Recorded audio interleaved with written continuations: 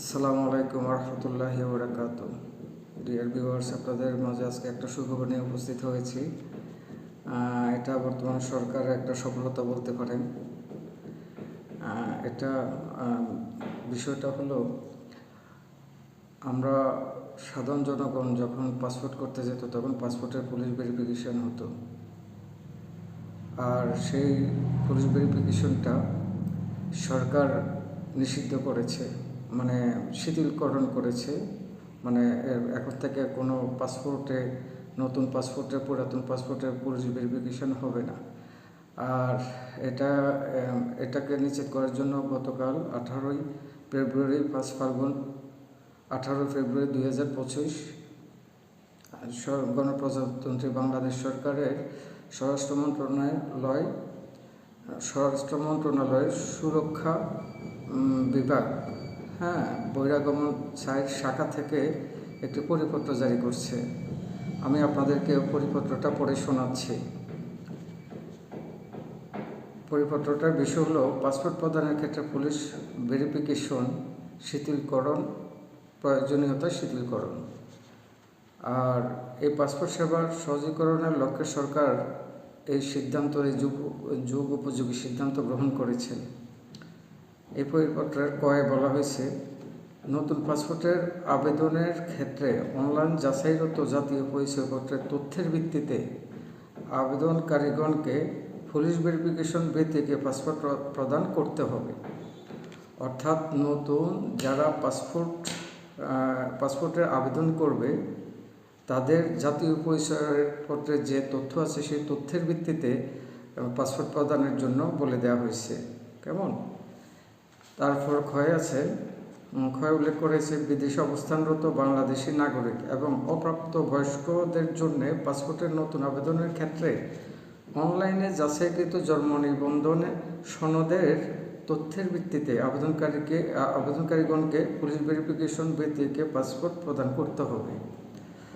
অর্থাৎ এটা অনেক সুন্দর একটা করছে, সরকার সিদ্ধান্ত নিয়েছে। সেটা হলো, অনেক প্রবাসী আছে যারা প্রবাসে আছেন, কিন্তু তারা দীর্ঘদিন প্রবাসে থাকার কারণে তারা এনআইডি করতে পারেন নাই।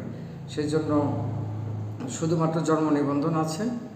এখন সরকার সেই জন্ম নিবন্ধন দিয়ে পাসপোর্ট তারা করতে পারবে। এবং বাচ্চাদের ক্ষেত্রে জন্ম নিবন্ধন দিয়ে তো আগেই করে, এখনও করতে পারবে আগের মতো। এবং যাদের এনআইডি নেই, প্রবাসী, তারাও জন্ম নিবন্ধন দিয়ে পাসপোর্ট করতে পারবে। এবং পাসপোর্ট দেওয়ার জন্য অলরেডি কর্তৃপক্ষকে বলে দেওয়া হয়েছে। এবং গয়ে উল্লেখ করা হয়েছে, পাসপোর্ট পুনঃ ইস্যুর ক্ষেত্রে বিদ্যমান পাসপোর্টের সাথে সাহিত্য মৌলিক তথ্যগুলো কি? নিজ নাম, পিতামাতার নাম, জন্ম তারিখ, জন্মস্থান, এগুলো হলো মৌলিক তথ্য। এই তথ্যের ভিত্তিতে পরিবর্তন হলে, মানে এই তথ্যগুলো যদি পরিবর্তন হয়, তাহলে জাতীয় পরিচয়পত্রের প্রদত্ত তথ্য দিয়ে পাসপোর্ট ইস্যু করা যাবে। অর্থাৎ এটা অনেক যুগান্তকারী একটা সিদ্ধান্ত সরকারের, যে অনেকেই আছেন যাদের পাসপোর্টে নিজের নাম, পিতার নাম, মাতার নাম, তারপর জন্ম তারিখ, এগুলো, বা অনেকে দেখা গেছে যে একটা সময় তারা জন্ম তারিখটা চেঞ্জ করে, অর্থাৎ বয়স বাড়াইয়া তারা দেশের বাইরে চলে গেছে।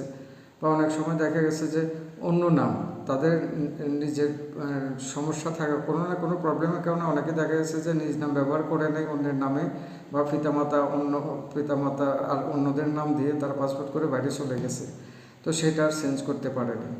তো এখন রিসেন্টলি এগুলা নিয়ে অনেক কথা হয়েছে। এবং গেল ফেসিস সরকার আমলে এগুলা নিয়ে অনেক জোর ঝামেলা হয়েছিল, এগুলো তো আপনারা জানেন। তো এগুলা নিয়ে অনেক আলোচনা হয়েছিল, কিন্তু সুন্দর কোনো সমাধান আসে নাই। এগুলা পুলিশ রিপোর্ট করতে হইতো, অনেক সময় এনএসআই রিপোর্ট লাগতো, বিভিন্ন ধরনের প্রবলেম, ব্যাক এন্ড নিয়ে অনেক ধরনের সমস্যা তৈরি হইতো। কিন্তু এখন থেকে সেই পুলিশ রিপোর্ট আর পুলিশ ভেরিফিকেশন আর করতে হবে না। এবং জাতীয় পরিচয়পত্রে যেভাবে আছে ঠিক ওইভাবে, ওই তথ্যের উপর ডিপেন্ড করে পাসপোর্ট দিয়ে দেওয়ার জন্য অথরিটি বলে দিছে। আর এই পরিপত্রটা জারি করছেন কাজী গোলাম তৌসিফ, অতিরিক্ত সচিব। এবং এই পরিপত্রটা পাসপোর্টের সাথে সম্পৃক্ত যতগুলো বিভাগ আছে সবাইকে সকল বিভাগে জানাই দেওয়া হয়েছে। হ্যাঁ, ইনশাল্লাহ। এখন আমাদের পুলিশ ভাইয়েরা কী বলবো, ওনারা তো যে হয়রানি করতেন মানুষকে, এ দেশে মানুষকে একদম জ্বালাই পুড়ে মেরে ফেলছে। বিশেষ করে পাসপোর্টের ক্ষেত্রে মানুষ থেকে প্রচুর টাকা পয়সা ডিমান্ড করতো, 500, 1000, 2000, 3000, 5000, 10,000, এরকম অনেক হিস্টোরি আছে আমাদের দেশে। তো এখন পুলিশ ভেরিফিকেশন উঠানোতে জনগণের যে ভোগান্তি হয়েছিল, পুলিশরা যেরকম ভোগান্তি করতো, একটা ডকুমেন্টের প্রবলেম হলে, একটু প্রবলেম হলে ওরা ধরে বসতো, এটার জন্য অনেক টাকা পয়সা ডিমান্ড করে বসতো। তো মানুষ তো নিরুপায়, না দিয়ে কোনো উপায় ছিল না। আর এদেশে বিশেষ করে গ্রামে গঞ্জের ম্যাক্সিমাম মানুষই অনেক কিছুই জানে না। এই সহজ সরল মানুষগুলোকে তারা থ্রেড দিয়ে টাকা পয়সা নেওয়া যেত, অর্থাৎ ঘুষ নেওয়া যেত। আর ঘুষ ছাড়া তারা কোনো কাজই করতো না। এখন বোঝেন পুলিশ ভাইয়েরা। তো ঠিক আছে, সবাই ভালো থাকবেন। আবার নতুন কোনো তথ্য নিয়ে আপনাদের সামনে হাজির হব। আমি আবিনা মাসুদ, ওপেন আইজের পক্ষ থেকে শুভেচ্ছা। আমার চ্যানেলটি লাইক, কমেন্ট, শেয়ার করবেন এবং বেল আইকনে ক্লিক করে সাবস্ক্রিপশন করবেন। Thank you. আসসালামু আলাইকুম রহমতুল্লাহ।